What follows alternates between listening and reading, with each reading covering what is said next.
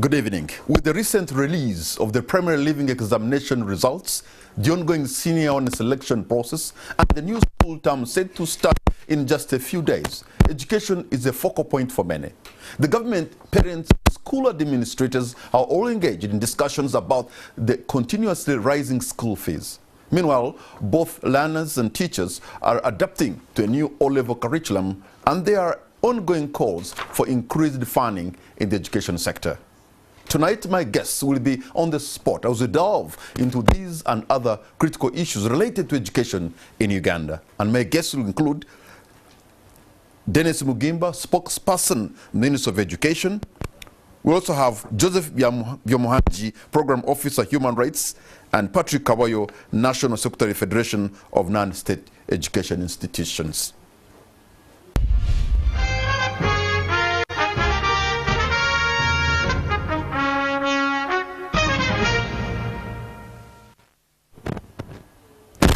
Gentlemen, thank you so much for having honored our invitation. A warm welcome, all of you. Thank you, Patrick, for having us. Let me begin from the extreme left. The results of primary living examinations were just released. And what we have seen now, of course, as we go to start primary education, senior education on February 19th, parents today are just thinking about the exorbitant fees they have to pay. In fact, they'll be paying through the nose. And we have seen school fees increase almost every year.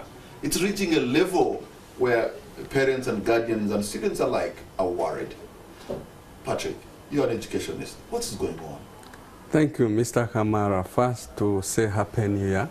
Thank you. And to the viewers, and also to thank you so much for inviting us, to also congratulate the board and the Minister of Education and Sports upon that milestone of releasing examinations. And as you've said, that parents are crying left, right, and center. I want to bring you to the attention of the previous season that we had.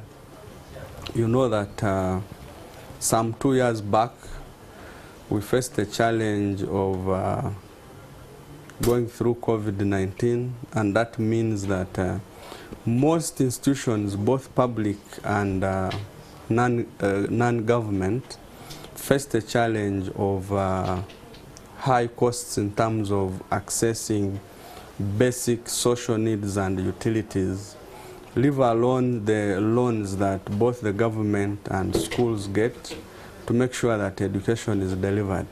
So the high cost of servicing debt in commercial banks is faced by everybody. That does not mean that it is a scapegoat for the increase of fees, but you know that the market sells goods at the same price, save for army shops that sometimes have a different price for the officers. But if you go to a market, the kilogram of sugar, which used to be less at 3,000, right now it's moving to 6,000.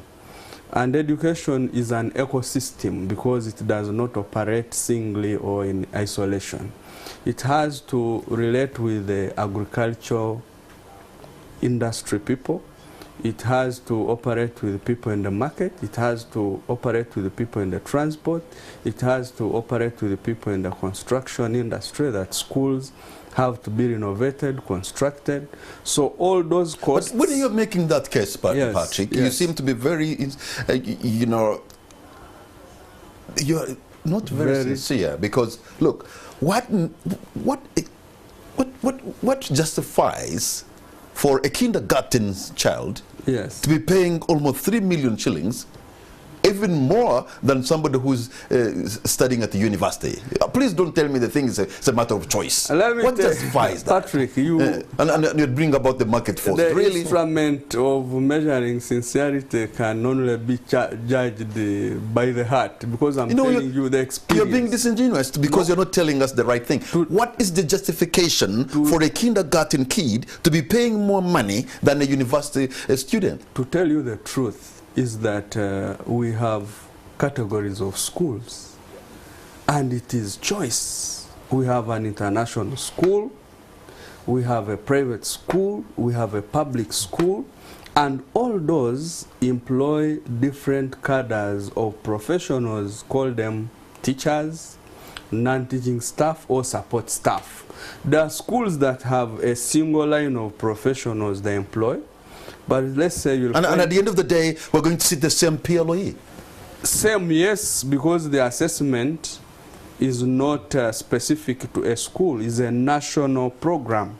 But a school is set up depending on the infrastructure. So yeah, because you're telling me they're going to meet different professionals, they're going to meet, they're going to get different value, but at the end of the day, they are going to be assessed the same way, like somebody who has gone to Kyamuhunga Primary School. I want to tell you that even when we came this evening, you cannot tell me what I ate before coming. I would have eaten cassava, but you would have eaten chicken. I don't know what you ate. And we all can't eat the same menu or subject everybody in the country to belong to a certain category of school. But really, okay, yes. Okay, Patrick. Yes. The idea is not subject everybody to pay the same kind of school fees. But yes. the idea really is that there should be some moderate sanity. Some sanity. Yes. But let me come to Mr. Mugimba. Yes, you Patrick. speak for the Minister of Education.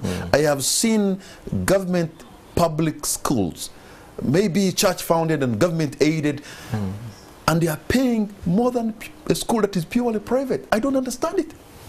Yes, Patrick, your concern is legitimate, and we at the ministry have constantly had the outcry. We've not sat back. We've actually gone out and collected hard evidence to really validate what you've just said.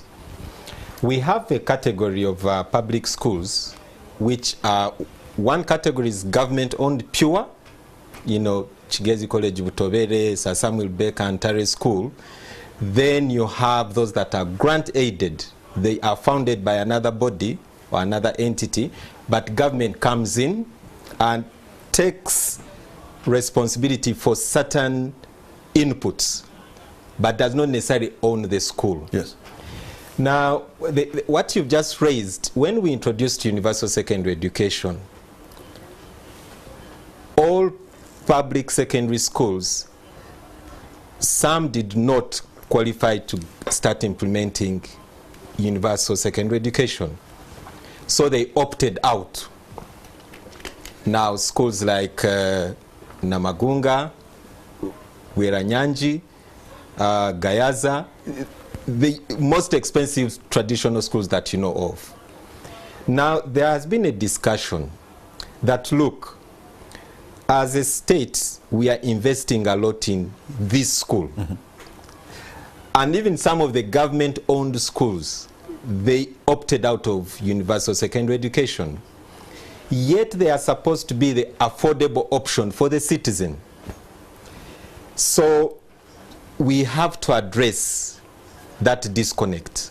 And can assure you that the executive has already taken a decision on how to rectify that problem. That if you have opted to partner with government to implement the universal secondary education or to start receiving government funding, then you ought to implement the government program. Now, we also have to understand the context within which this disconnect has developed. Most of these schools which charge exorbitantly, almost some of them are charging more than universities, they have a function or a service which is not necessarily addressed by government funding, and that is boarding. Government does not pay for boarding costs. Even when we come and start implementing a universal education program in any school, we do not take on the boarding costs. So if as a parent... Mr. Yes, please. Mugimba, let me... Please hold there. Yes, please. In a purely government-aided school... Yes, please. A secondary school... Yes. What does the government contribute? We contribute the payroll... Of the teachers? Of the teachers. We also pick instructional materials, development costs, the operational costs. We pick all that. However, we do not pick feeding the students. But are you aware that Yes. there are purely public government-aided schools that Yes. are asking for much more money than a school that is purely private? Yes, we are Does it aware make of that. sense? Yes, we are aware of Does that. it make sense? Yes, we are aware of that. Does it make sense?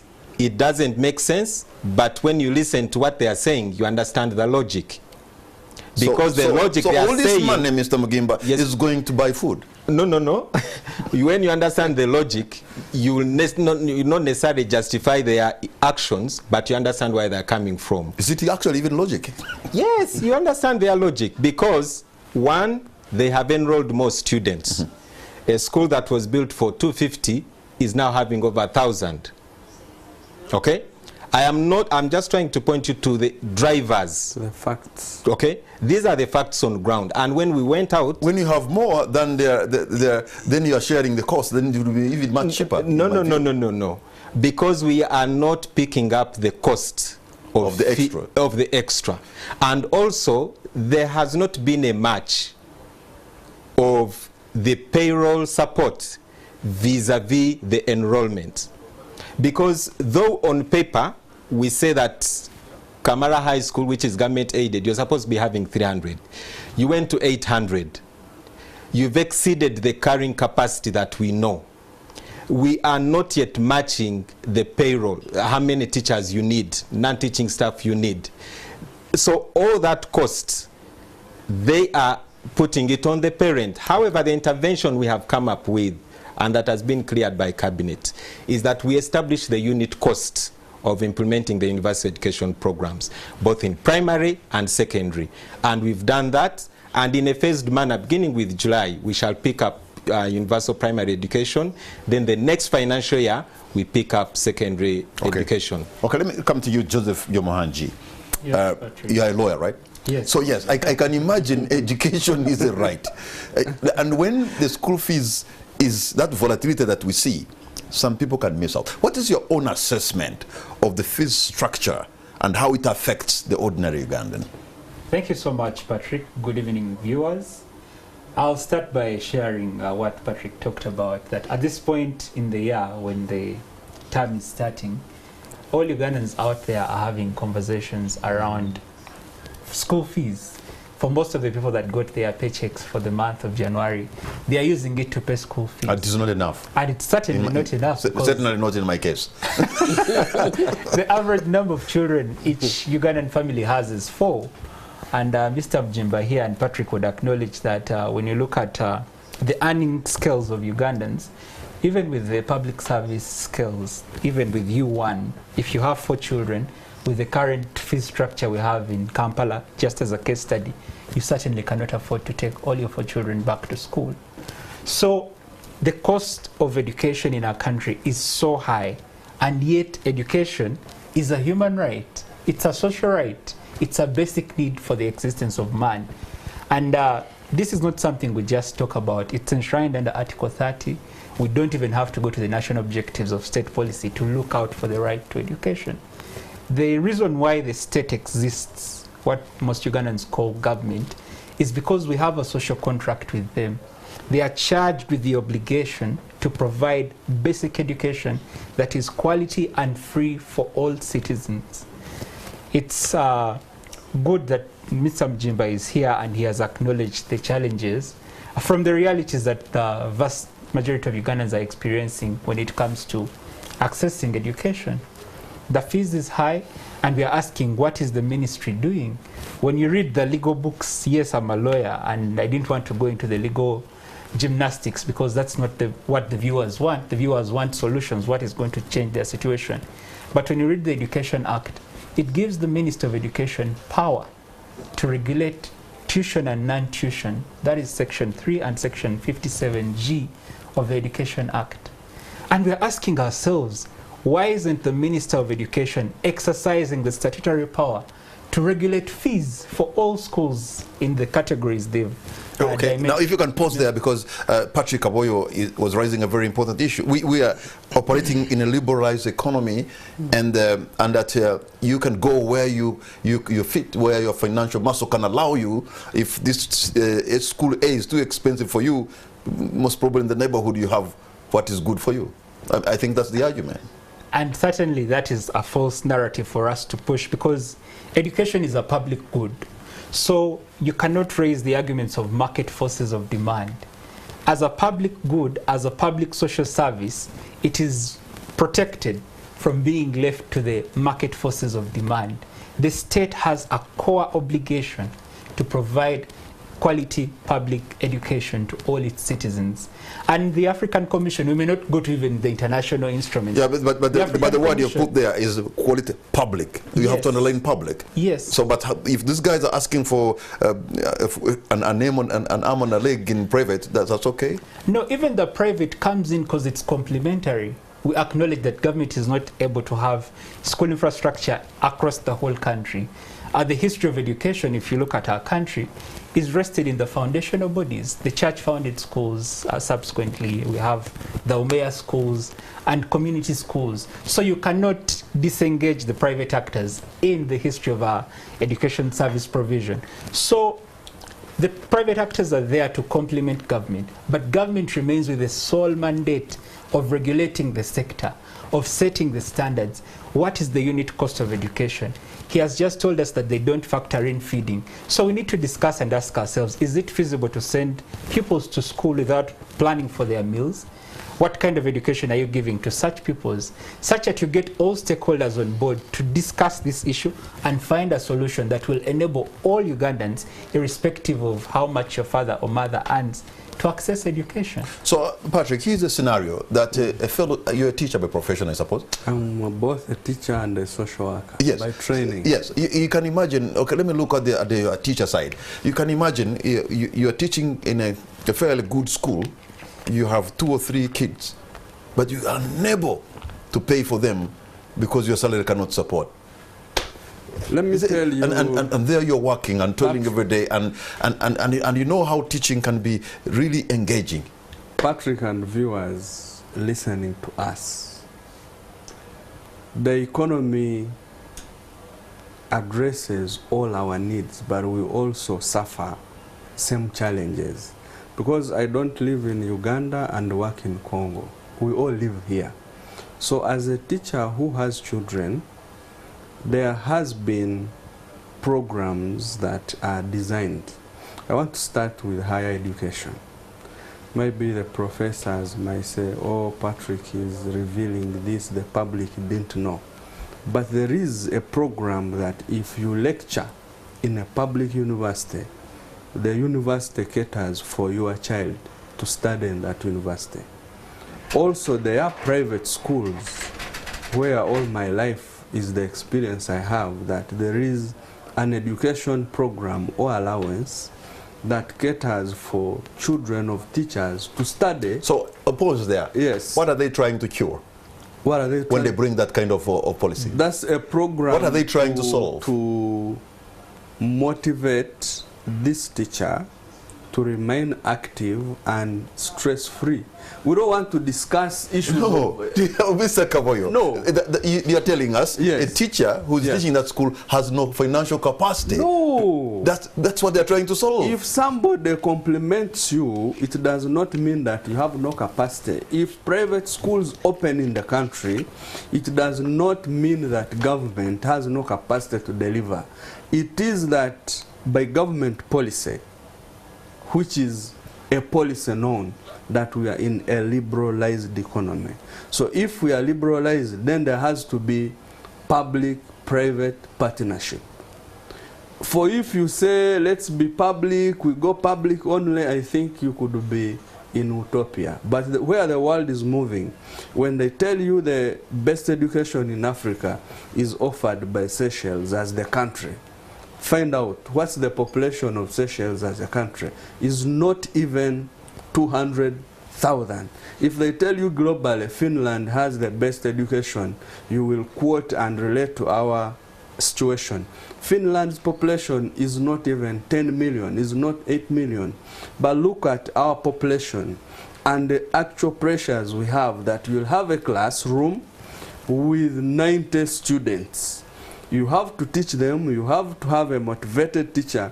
So if you say we shall wait for government to foot all the wage and non-wage bill and you relax. You know what you've just said? Yes. We're not only paying through the nose, but even our children are not learning. Because if they are 90 and you're paying through the nose, you have no capacity how you can be able to teach and monitor and assess those kids like the one who's teaching 25 children in class. But Mr. Mugimba, isn't there a way how government, the Ministry of Education, can actually regulate the fees using the legal, leeway that is available? Okay, Patrick, one of the things you always have to be aware of is that sometimes what is good for the law may not be good for an industry or a market. And therefore, introducing legal measures, you may actually end up causing market distortions. And you have to be very careful. When you hear the talk... I don't really feel okay when you start talking about education as a marketplace. Education in the marketplace. It is actually a marketplace. I think you need to read Professor Mahmoud Bamdani's book, It is Education in the marketplace. And you realize how it is messy. It is a marketplace because you're providing service options. Okay? You're providing service options. Now, the best approach for government to regulate, and we've done some benchmarking, is actually to provide affordable alternatives for the citizens. And that is where government has put a lot of investment. And that investment has proven to actually work by attracting those that cannot afford the expensive options. One is the universal education programs. It has proven to work in the primary section. It is proving to work in the secondary section. And it's also proving to work in higher education. So you have to create the viable, affordable public options. Increase presence of education service delivery points. We are increasing presence of public primary schools. Right now, we have about 12,400 public primary schools. We are slowly implementing the option of the policy of having a public primary school in every parish. Now, what we have also decided to do as government is to ensure that, because you have to understand what are the drivers of the cost of running this school.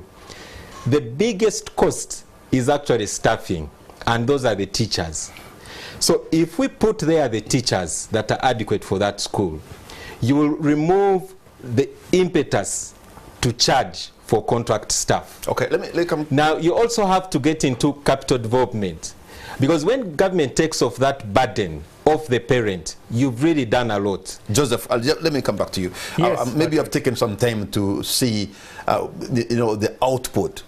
After we've paid those colossal sums of money, do we also have quality education? Can we say those who are coming out with the flying colors are actually good enough for the market to have they added value to themselves? Do they have the analytical tools? Are they ready? Because I'm saying this because when you go back to what many would say was Uganda's golden era of education, 1960 or 70, today's graduate, with all respect, today's graduate is not only, when he gets out, you're not only unemployed, but in most cases I've heard, they're even unemployable. Yes, Patrick, I'll pick it up from there. But before we even get into the discussion of quality, I want us to guard against the narrative of commercializing education. Both their submissions are pushing that narrative that we need to commercialize education. It's in the market forces of demand and supply. You need to remember education is a human right. It's the sole obligation of the state to ensure that all citizens access it. But on the issue of costs, the discussion has been limited to fees. There is what we call the non-tuition costs. There are schools in this country that have tasked parents to carry bags of cement to the school. There are schools in this country that have forced parents to purchase mattresses from them at their prices that are even different from the stores out in Kampala, whichever town. What is the ministry doing to regulate these non-tuition costs? Because it increases the burden I would really love Mr. Mjimba to explain to In us. fact, let me also put it, let me actually emphasize the point. Yes. In fact, some people have said jokingly that when you are taking your child to school, it's like you're going for Kwanjula. The only thing that is missing is Omoge. I'm glad, Patrick, you said that it's a joke. I'm glad you said that you qualified it as a joke. But Now, you see, Patrick, the demands. in addition, so you can regulate by increasing presence, and that is what I said. Government has provided options. So we've done that for this primary level. We are constructing secondary schools, public secondary schools that are affordable at sub-county level. Just in the last 12 months alone, we've commissioned over 100 secondary schools. The seed schools? Brand new schools, yes. Right now, as I speak, 200 secondary schools are under construction. How many sub-counties do we have? Total in the country?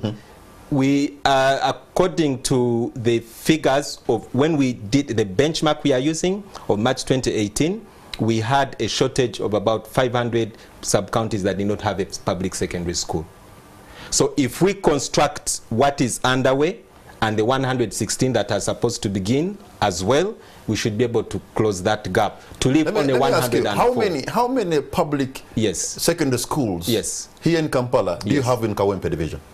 I'm not sure of that. I want to tell you there are only two, in fact. And Kawempe, which is in Kampala, Kawempe, which is highly populated, has only two. And I'm going to believe that you are going to have a secondary school in Nakapiripiriti, in Kabong, in Kenjojo, when you cannot have a public school in Kawempe. Yes, Patrick. First give every sub-county a public school before you begin populating 3-4 in the heavily populated sub-counties. So right now we have, because every Ugandan, as our colleague is saying, Mr. Mugimba, you know why I'm bringing that example? Patrick, is because if you have failed to provide a public secondary education in Kampala, in Kawempe, why should we believe you that you are going to supply it? Have we provided them? You go to Kalangara, go to Buvuma, you'll find them there. This is public information, by the way. You can go and verify these schools that we've commissioned. They are there. They have enrolled students. They have teachers being paid. There are communities, boards already managing those places. So those schools are there. But you see, I wanted to make it very easier for you, Mr. Mugimba, to tell me here where we are, very close to the ministry, how many public secondary schools do you have in Kampala City's Kawempe division? You have no idea. No, at least I know that we have about 16 for KCCA. I'm not sure about KCCA, Kawempe division. You're not sure about Kawempe? Yes, because I can ask you, do you know the primary schools in your home district? I don't speak for the Ministry of Education. No. I don't want to do your job. I don't have to. And my job is not even answering questions. But Patrick, this is the point. To regulate, we have to increase the service delivery point so that we give the public options that are affordable. Number two, you determine what should be paid in a school or not paid. And that guidance is coming out because, as our colleague is saying, there are items which ought not to be charged on a parent. For example, charging them to bring cement, barbed wire, and every student is bringing a barbed wire roll every term. So what about the development fee they are paying? What are you using it for if you're also asking them to bring items in kind?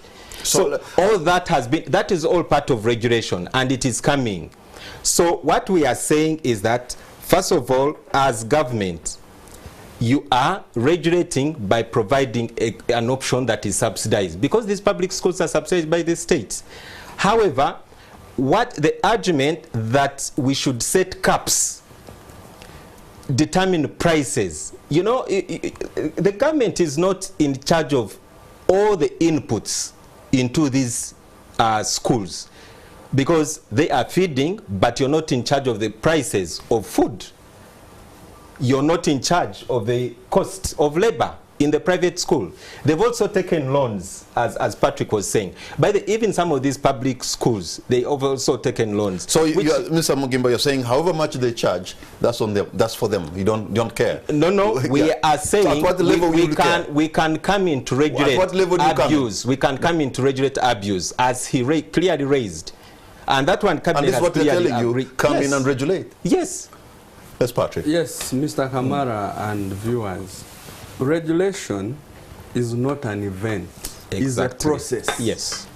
And yes, take it or leave it. For me, I want to discuss realities that we have on the ground. For you to regulate, it means that all you are regulating must be following that regulation.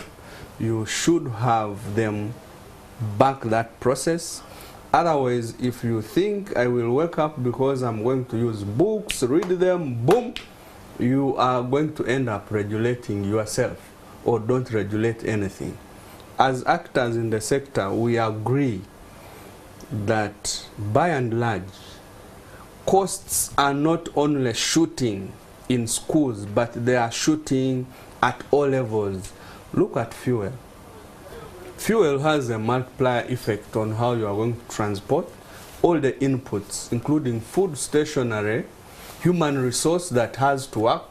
If you do not have staff houses at your premise, it means there are those teachers who will be transported.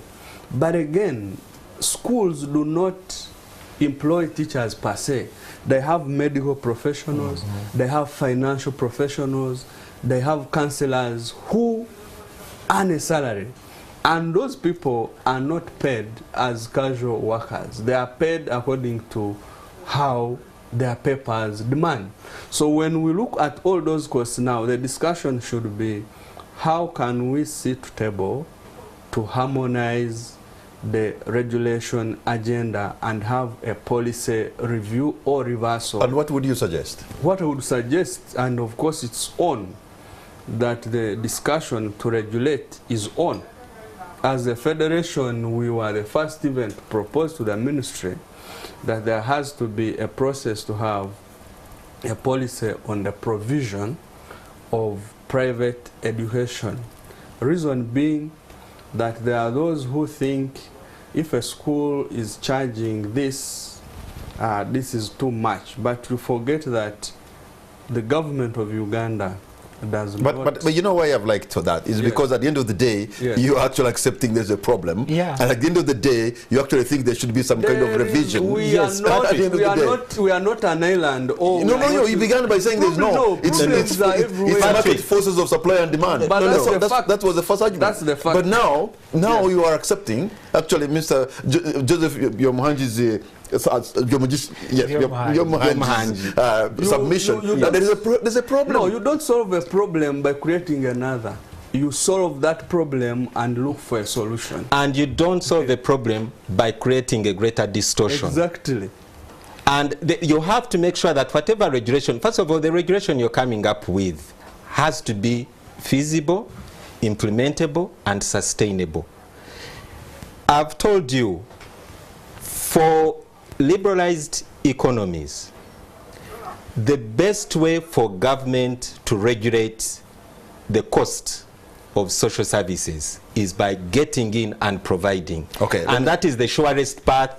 Make sure you have affordable primary schools, affordable secondary schools, affordable tertiary education. Mr. Yomuhanji, let me the come back to you. private sector will find its space. They are getting malleable now. They're becoming... They're getting the point. Because we are making a case. Now they are malleable. So regulation, and they are now coming. Now go for the kill. Now I want you to go for the jugular. Patrick, you know, when you get into price fixing, yes, you know, you'll get into another era and say now you've set prices for fees. Now begin setting price for fuel. Begin setting price for cassava in the market. You are getting into territory because it just begins like is a human right from one side. Okay. Okay. So what do you get from the submission of these two gentlemen?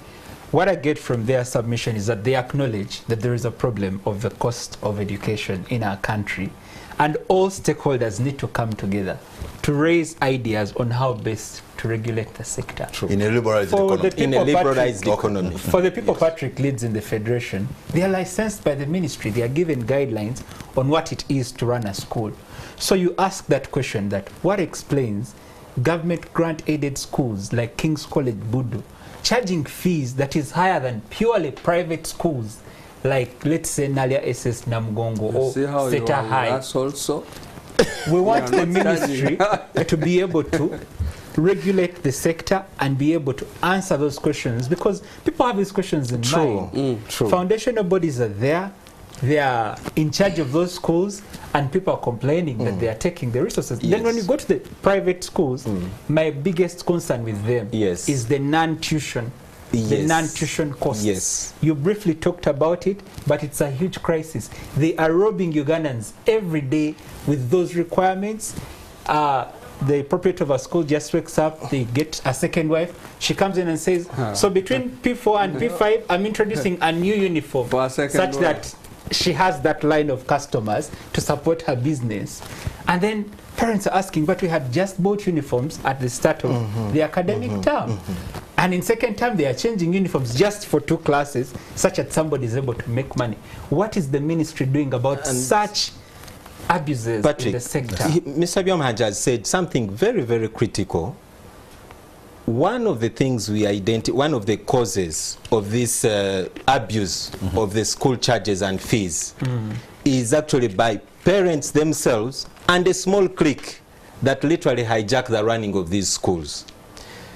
There are mechanisms of parent participation in determining additional charges should there be a need.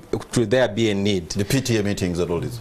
There's parents have to have a voice, and the ministry has actually created an opportunity. If you think that the charges you're levying are not helping you to break even, there is a mechanism of applying to the permanent secretary or the chief administrative officer and have your charges reviewed.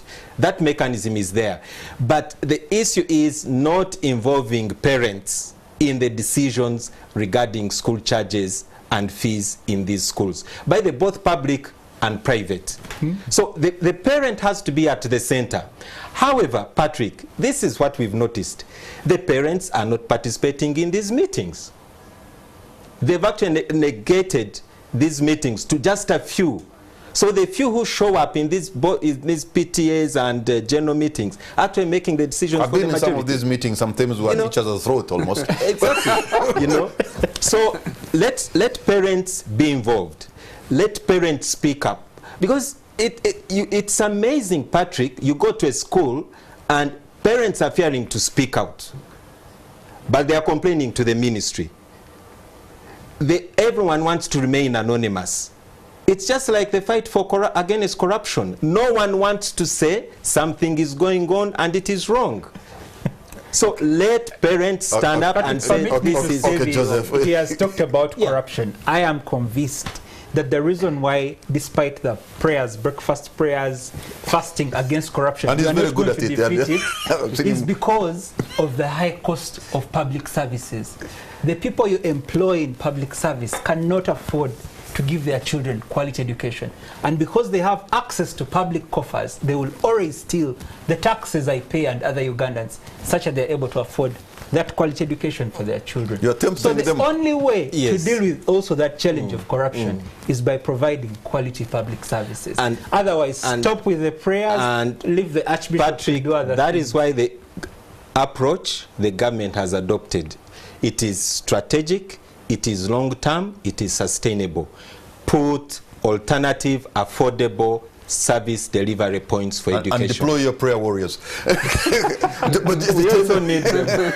Gentlemen, we're going to take a break, and on the spot, we'll be right back.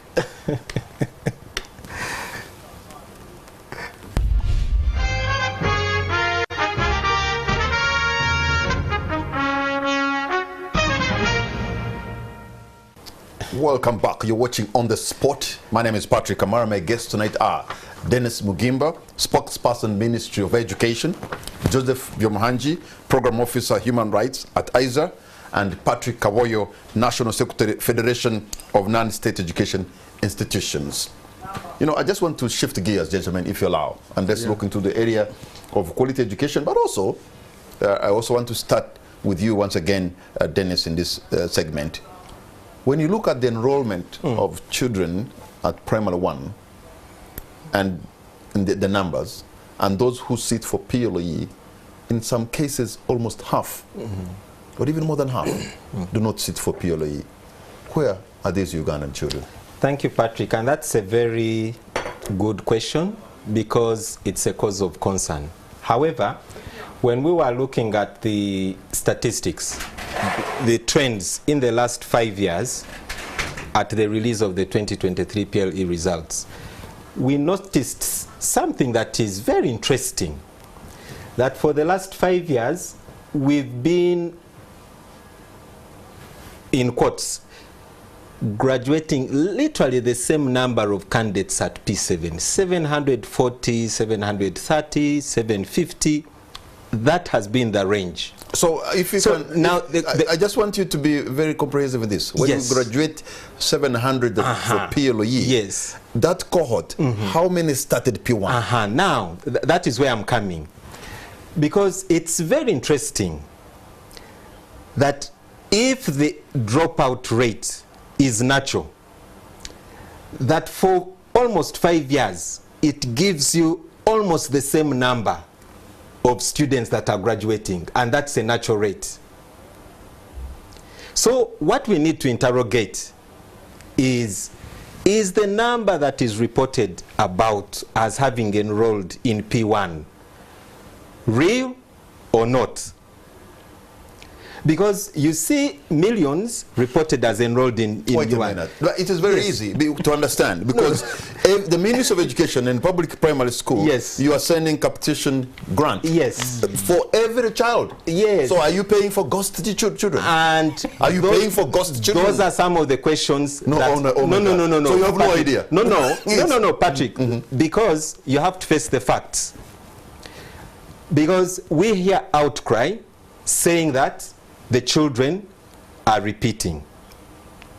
But when you go to the school, the children are not in the school. So when have they dropped out?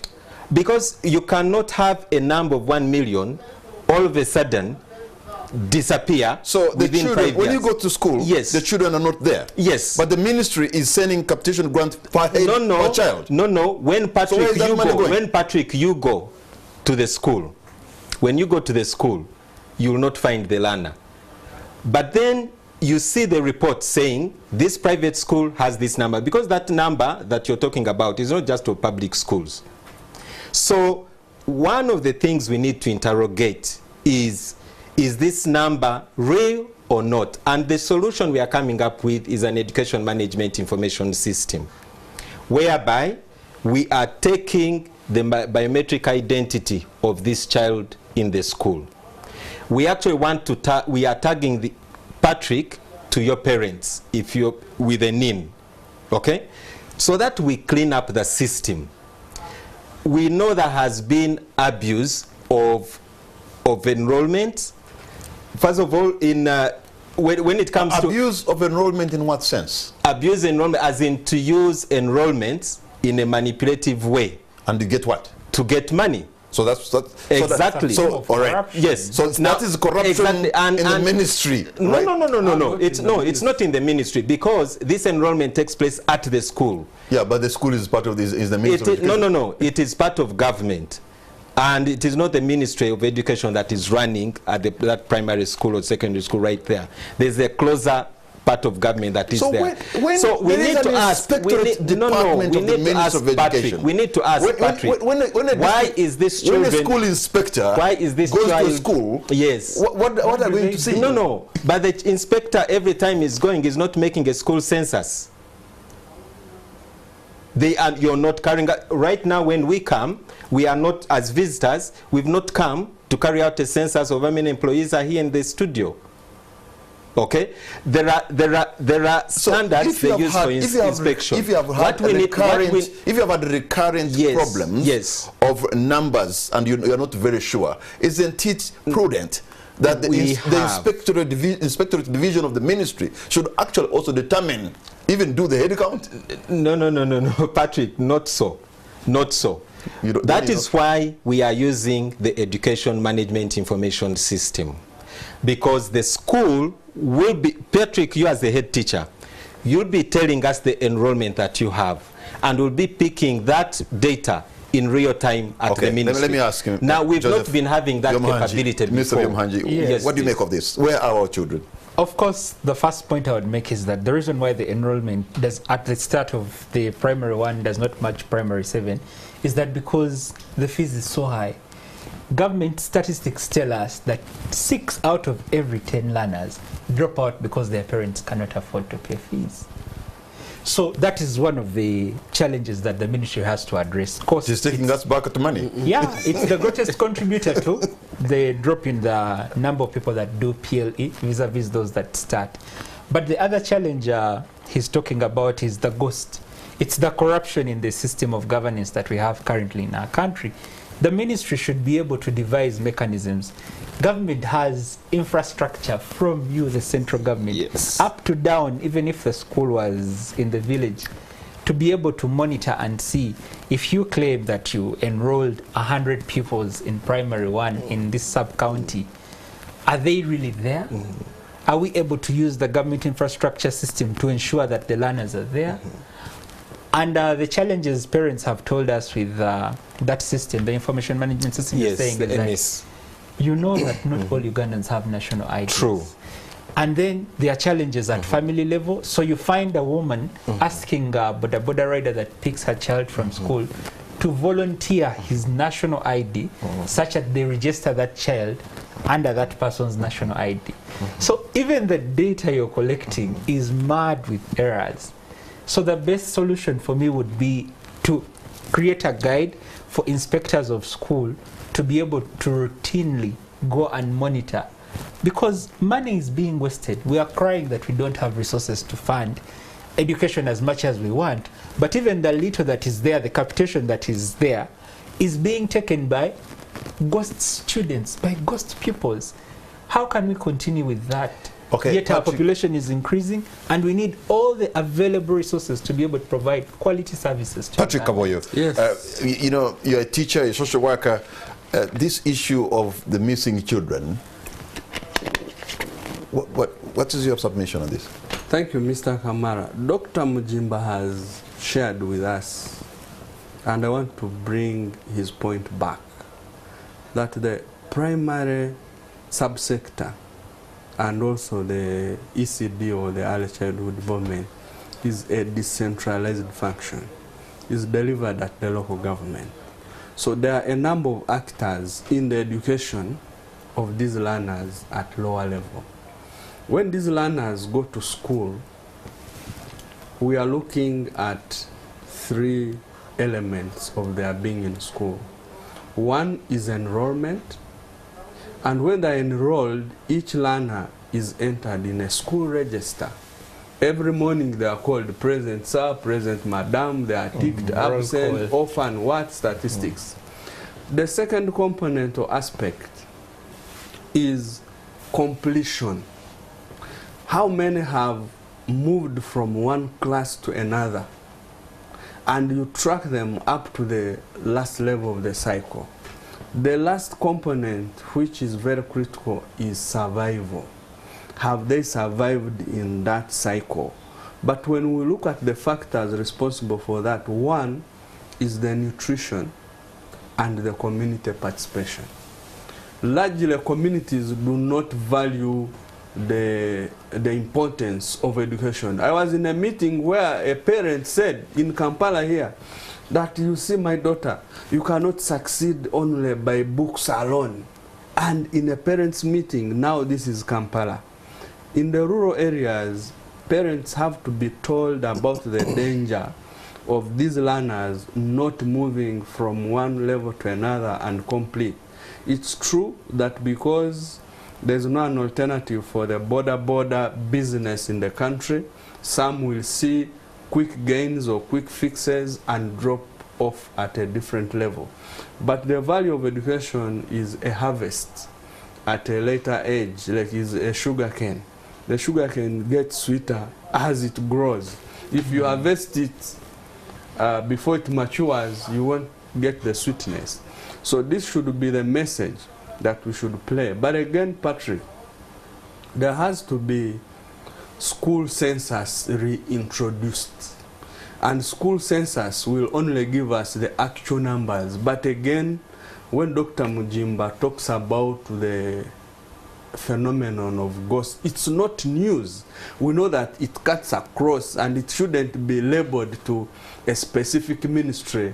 You even find in the private So the sector, school census you're talking about should actually solve a head and count, get us the actual numbers, Dr. census should get us, and or somebody also, should go to Chakabindi Primary School in Mayuga district. No, By the way, have you been to Chakabindi? that school is not in Maige district, it's in Isinjiro district. Oh. And we constructed there very good facilities. So what you're seeing in social media, somebody just sent me a picture of really sorry. So what we are seeing, because the 12,400, for example, in primary schools, the 12,000 primary schools we have, which are UPE schools, they are holding 83% of all learners in the primary school subsector, even when they are just 33% of the total number of primary schools.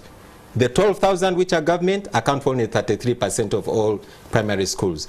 But they are holding 83% of all learners in the primary school subsector. Okay. Now, so what we are seeing... So in other words, they determine the numbers at the end. Exactly. So what happens is that at P1, because of the ease and affordability of the universal primary education school, we are having a high number of underage children being enrolled. We are having children of 4 years being brought to P1, 5 years. So first of all, this child, biologically, they are not yet well developed to handle the stresses of going to school. But you have enrolled them. And when you enroll me when I'm 4 years, and you send my name to the CAWO's office, and they forward that name to the ministry, you now begin receiving a capitation grant when you're just 4 years. Yet at 4 years, you're not supposed to be close to P1. Now, because you're not yet mature, you end up repeating. If you look at the statistics... The Inspectorate Division of the ministry should be able to find that. No, the information is there. There's a high number of underage being enrolled. Now, because they are underage enrolled, they are not able to handle those stresses. So you have a high repetition rate. So the repetition rate is actually much higher in those first 3 years of school. Okay. Then at P4, that's when you get the dropout spiking. Okay, Mr. Biomanji, so we know where these children are, but we need to ask ourselves, what is the role of the parent? Do you have a contribution in keeping your child in school? Okay, Dr. Mgimba, Mr. Biomanji. Thank you so much. I'm happy that the Ministry of Education is in the know of these challenges, because how can a 4-year-old get enrolled in school? Where are the government structures to guard against this?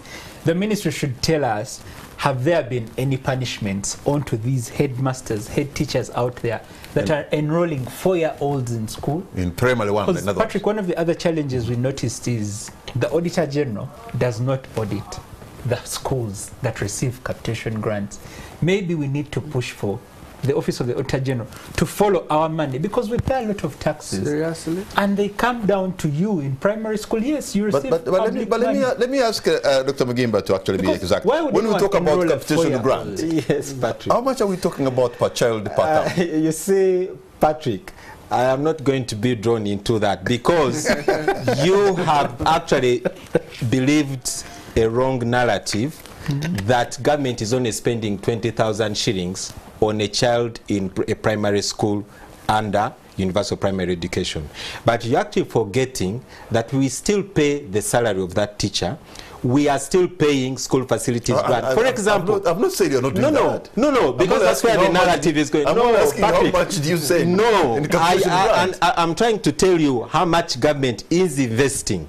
For example, just in the last 2 years alone, we have sent 163 billion shillings. The fact that you are paying salaries. No. Of course you are. No. I just want to tell you, appreciate the bigger context. Because even the learner, I, the parent, I need to appreciate that what government is putting in this school is beyond just the chalk.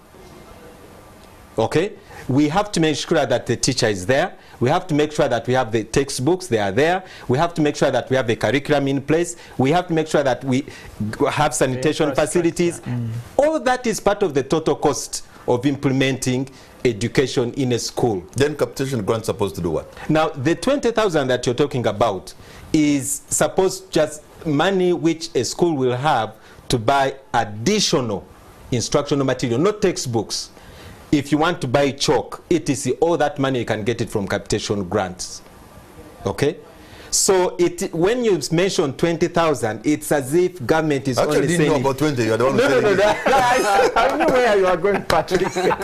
I knew where you are going. But actually, government is investing in a lot. And come July 2024, that's when we are beginning a new financial year, Cabinet has approved that we should get an additional resource envelope of 309 billion to really make universal primary education free. Whereby free means whatever cost or expense that government is meeting in the university education program, a parent should not be asked to pay any more money for that. Okay, Mr. Yes. Kaboyo, what is your take on the capitation grant? I should say yes. Capitation grant Patrick. should increase, 1. 2, capitation grant should be guarded against leakage. Yes. Because the leakage that there is in local governments, if purged, it has to be a good thing to push us where we are going.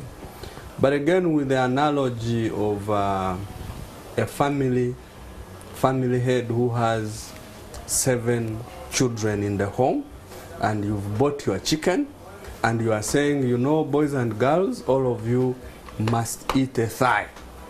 So they will struggle for a thigh because we know that a hen has only 2 legs and those are 2 thighs. So for us now to be able to give them equity, we have to chop the thighs into pieces so that each one partakes of part of the thigh. Joseph is shaking the head. Yes, this now comes to the resource. You know, I've been trying to compute in the head the 20,000 per year, and I'm like, maybe it's about 6,300 per term, and then I'm thinking, okay, maybe a term had 3 months, maybe 2,000 something per term, per month, and then I'm thinking how much per day. It is coming to about 200 shillings. The resource envelope should match the population. Yes, that we have but you see, Patrick, and these are some of the how government is trying to address this problem, and the president really repeated the message in Jinja the other day, that instead of you levying an extra charge on the child and passing it on to the parent, because the parent will ultimately pay, tell us that what you're sending is not enough. And we've gotten that clear message. We sat down as a ministry, came up with a unit cost of what would it take for us to implement free primary education. Whereby free means if we are saying that we are going to pay teachers, therefore we are going to supply you all the teachers you need in that school, commensurate with enrollment in that school, so that you run away or turn away from hiring contract teachers. Because when you hire a contract teacher, you're going to pay that teacher 400,000 per month. Now, because government is not sending that money, you'll have to pass on that bill to the parents. So any item that the government is going to pay for, we expect come July, once the 300 billion has been added onto the over 1 trillion shillings we're getting for UPE, that should be a settled matter. Okay, allow me also to change gears into the last issue I want to highlight before I open the line so that Ugandans can engage you. And that's the issue of the new curriculum. Patrick, to begin with you, in secondary school, it's good. I think the new curriculum was needed for, which is supposed to be hands-on, which is supposed to be practical. But do we have the capacity, or we're just going to pretend? Now, Patrick Kamara, capacity is resident within, but also capacity is built. Capacity is enhanced. Capacity is monitored. The curriculum is competence-based. And we cannot invite teachers from the moon. We have to start with those that we have. The information I have and I have witnessed and also approved is that a good number of teachers have been tooled or trained to handle that curriculum, retooled. But because you know human nature is synonymous with refusing change, there are those who saw this curriculum is moving them from the business as usual teaching, and now they are having learners to be at the center of their learning, when there are teachers who want up to now to be called Mr. Physics or Madam Chemistry.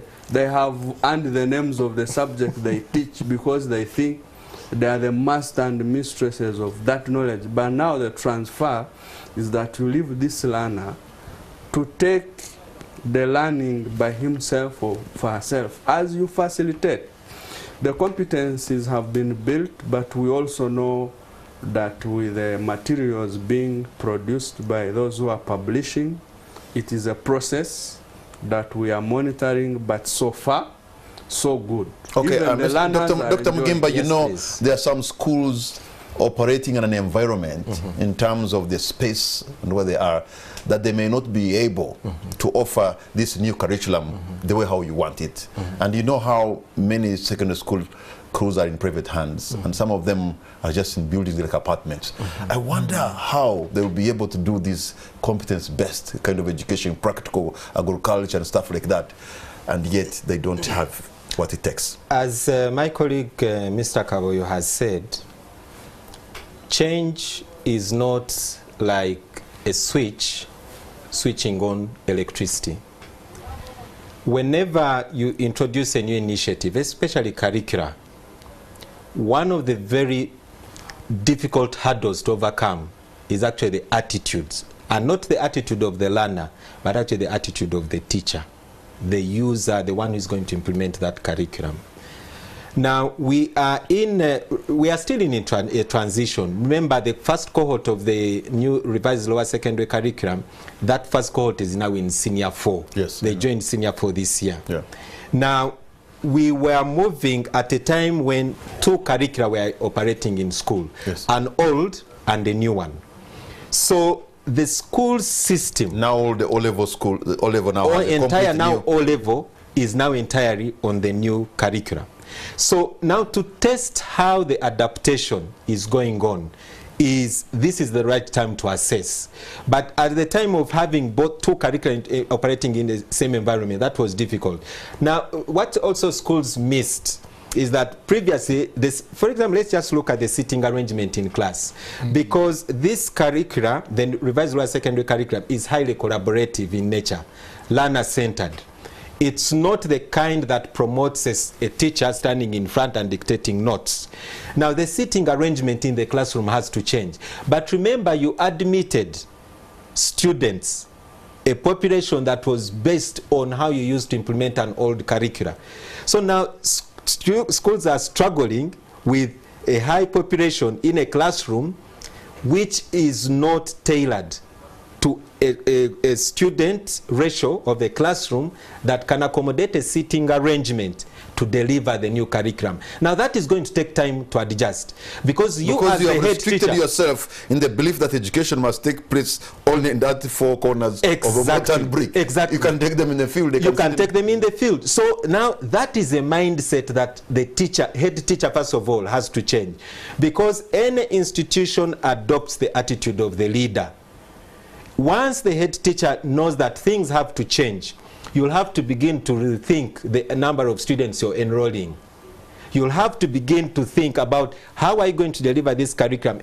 Children don't have to be in the class. Take us through the mode of assessment Yes, please. at the end at all level. Now, Senior 4. Senior 4. So with the revised lower secondary curriculum, we came up with a provision of continuous assessment that is going to contribute 20% to your final grade.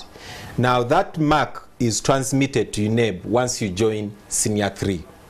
You start recording that and transmitting it to UNEB. Number 2, the teachers within that school are the ones supposed to be assessing you. And that contributes 20%. It contributes to So 20%. Now in a country yes, please. with a deficit of integrity, and Yes. everybody trying to cut Yes. corners, and Yes. everybody is fighting Yes. to make money, liberalized education, Yes. forces of market demand and supply. Yes. How do you ensure Yes. that the 20% they're talking about is actually the real 20%? And before he answers, Yes, the previous Joseph. curriculum we had was being used by the private actors to market. The schools say, oh, they advertise in newspapers, we got 100 4s, or we got this number of 8 and 8. And now you're giving them the responsibility To mark themselves. mark the 20% and send it to your neighbor. I tell- Please explain I think, to the Patrick, Ugandans. your concern is legitimate. The proposal was actually much higher for the continuous assessment. Then His Excellency the President, because a curriculum is a strategic document, so we had to consult to the highest level of government on this issue. And the president guided, you know what, since we are beginning, let us start with 20%, so that everyone comes to the same level of understanding of how to implement it, etc. Later on, we can revise it, looking at the trends. Is it a reflection? Is it a reliable measure? The marks that are being reported by these schools, are they reflecting the learning this learner is reported to have achieved? Gentlemen, I want to open the lines so that you two who is watching this program can be a part of this discussion. You can see the numbers on your screen. You call us, you tell us your name, where you're calling from, and please make it precise and concise. In case you are disagreeing with any of the panelists here, that's normal, we call it debate. But we ask you to disagree with respect, with civility. As I wait for those calls to come in, you know... So can I complete the issue of assessment? Yes, please do. So UNEB is undertaking training in all schools to get them to understand how the 80%... Okay, let me just have one more. The first caller is already online. Hello. Good evening. Your line is not very clear. Tell us your name and where you're calling from, and be very precise. Yes, I'm calling Kumanywa. Yes. And I'm calling from Namgongo. Okay. Yeah, I'm glad that this discussion about school fees is ongoing. It's ongoing currently. Hello? Yes, go right ahead, please. Make your statement in one go. Yes, now, you see, Mr. Mugimba is saying that, you know, the school, it is forces of market, forces of demand and supply that determine the price of school fees. But I want to give an example. Like Umeme. Umeme is a private company. I guess you are aware of this. But are you aware that Umeme cannot increase the price of a unit for electricity without applying to electricity regulatory authority? Yeah, why they're increasing the unit price of that, or electricity unit? You understand? Are they supplying different qualities of electricity, or it is the same quality? Thank you. Okay. No, yes. it's the same. Not necessarily. What I'm saying is that I know they have different tariffs.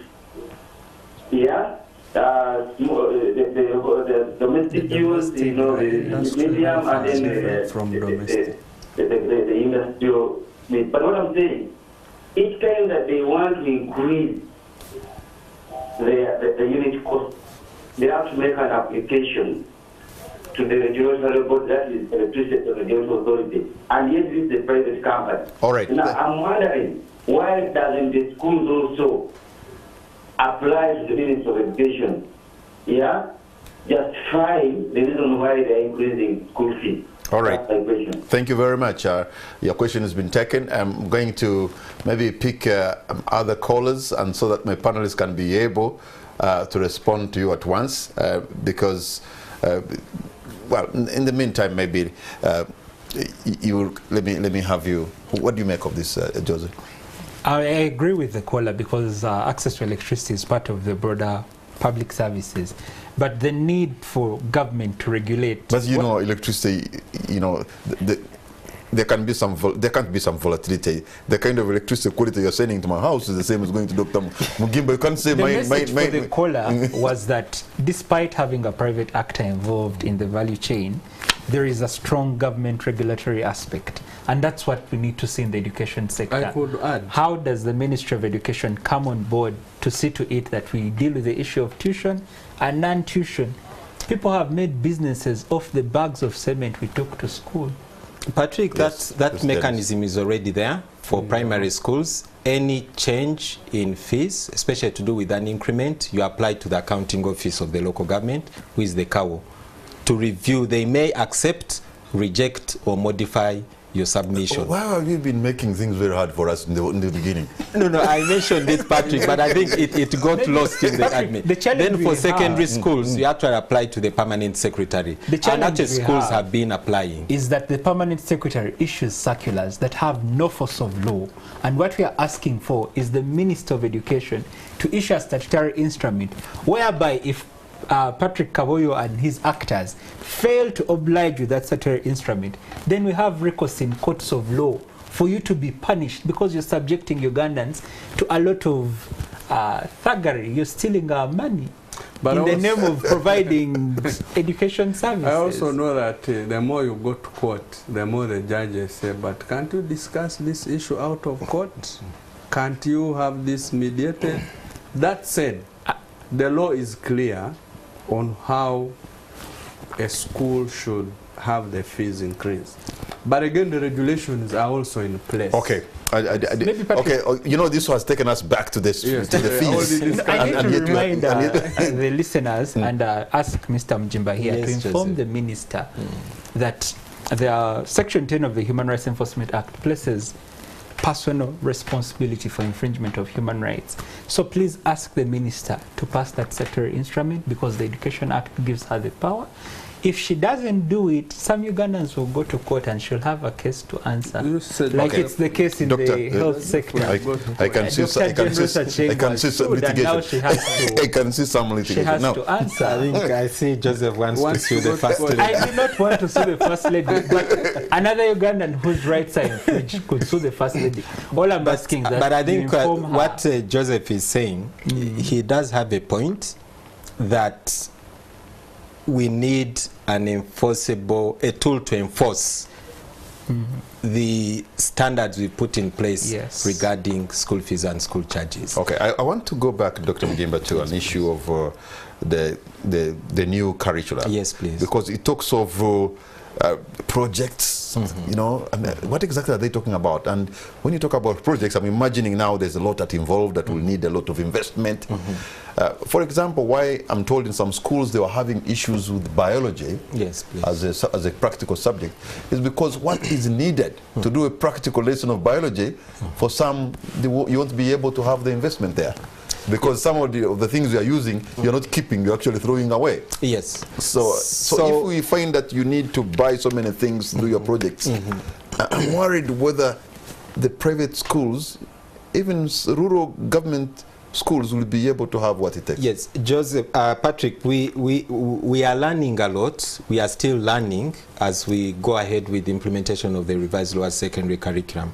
Part of the feedback we are getting from schools is that there's actually a high cost on consumables in these schools, especially from the projects that you're talking about.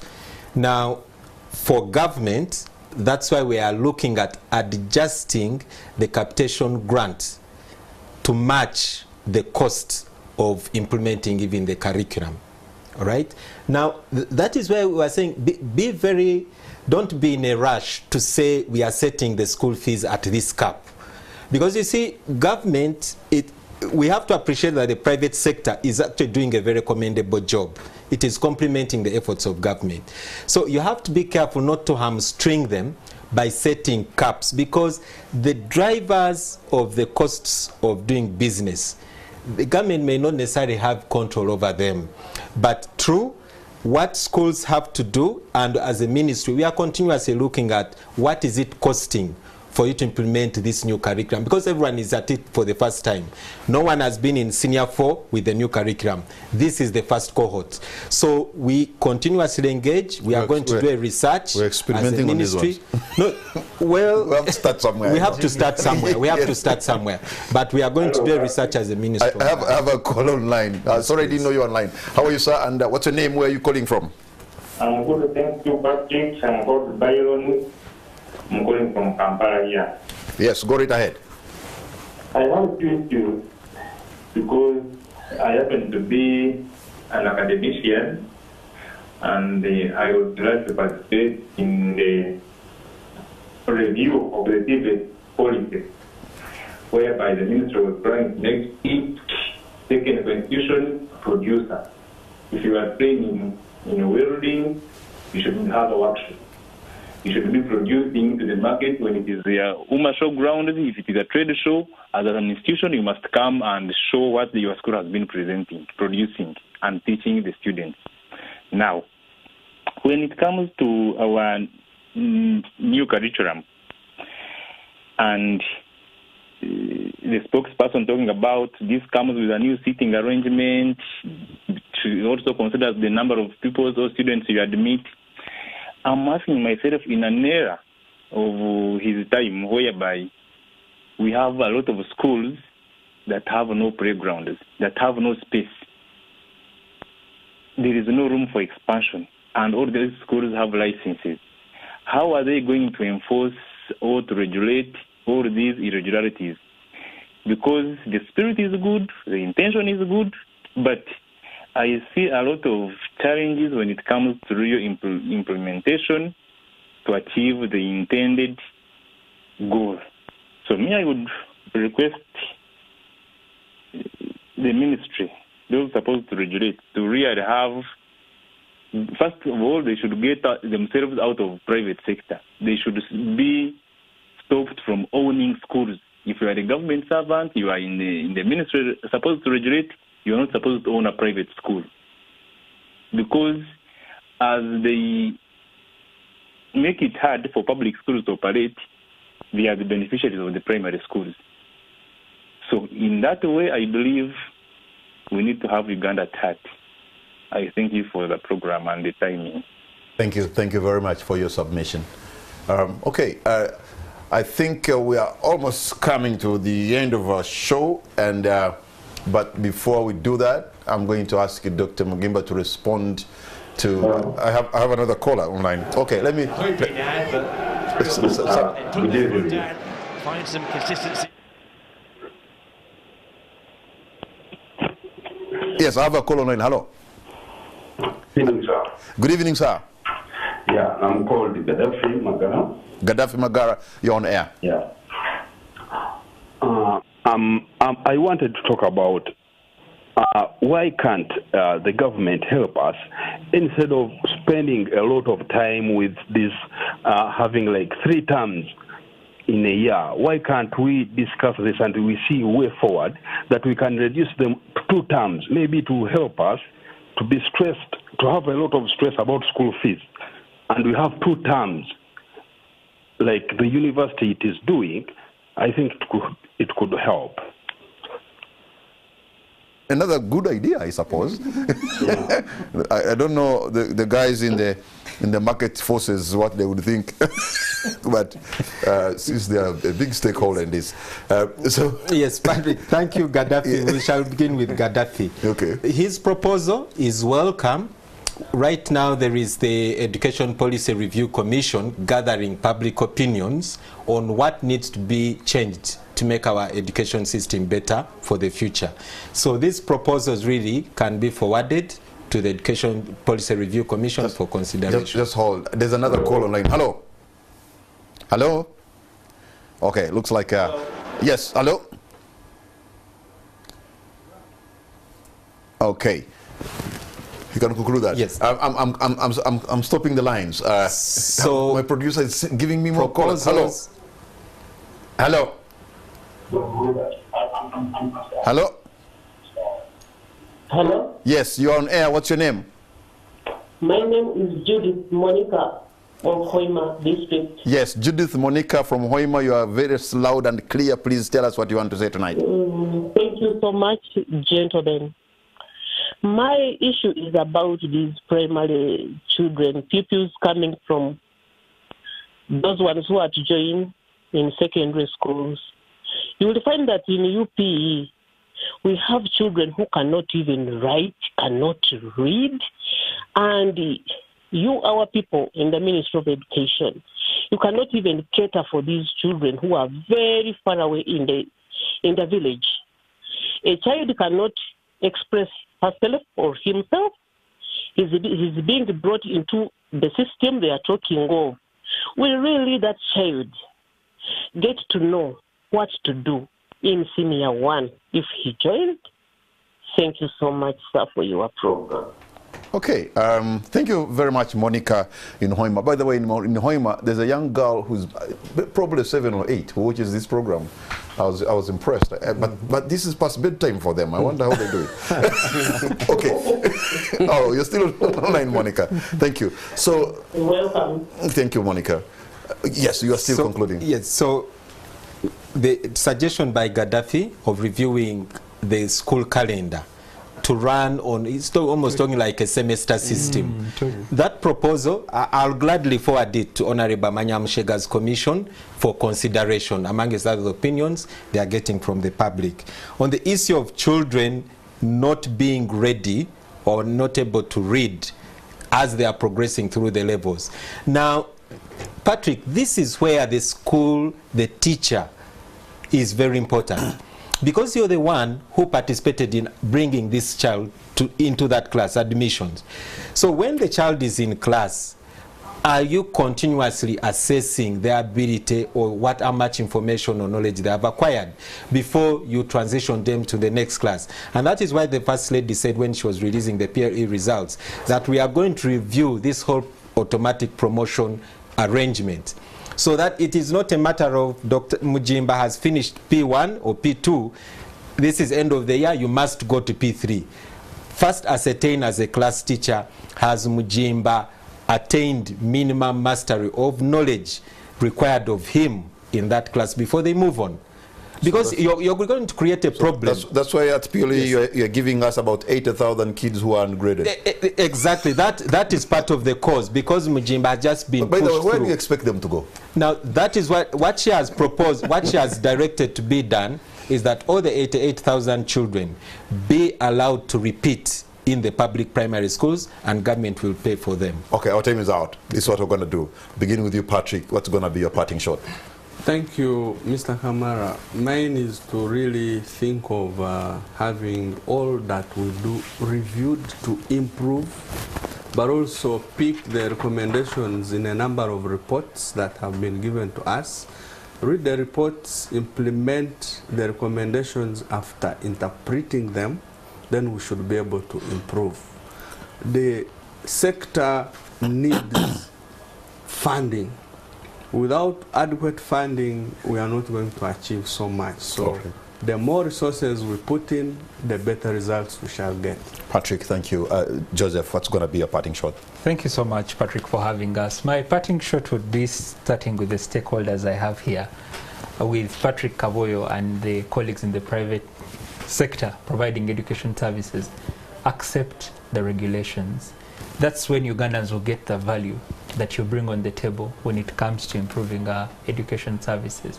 Because without regulation, you're not doing much to contribute to our national development. Human capital development is the key aspiration we have in our NDP.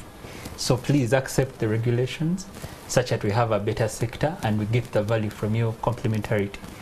To Mr. Mujimba and the Ministry of Education, as civil society, we commit to continue running sensitization campaigns with the school management committees to empower parents to be able to also speak up in those governance bodies at the levels of primary and secondary, such that their views are considered in the running of the schools. But to also ask that you move away from the circulars and have a statutory instrument that has a force of law, because sometimes people respond best to sanctions. Such that people know that if you don't follow this directive from the ministry, this is the penalty you'll get, because the circulars have not worked. Dr. Mugimba, what's going to be your concluding remark? First is to appreciate you, Patrick, for this opportunity, and my fellow panelists. Number two is really an appeal to parents. The education system needs you to participate in the learning of your child. You are a voice, you can give feedback, but the most critical part we would like you to play as a parent is let your voice be heard at the school level. Insist on having a say in the affairs of the school. I submit. I want to thank you so much, Dr. Dennis Mugimba, spokesperson, Minister of Education. I want to thank you, Patrick Kaboyo, National Secretary, Federation of the State Education of Non-State Education Institutions, and you, Joseph Yamuhanji, Program Officer, Human Rights at ISA. Gentlemen, you have added value to this platform. We want to thank you so much for the time you have given us, but more so the viewers for the privilege of their company. One thing I know, education is the greatest equalizer. It doesn't matter whether you're in New York or you're in Namutamba, whether you are in London or you're in Rukoda.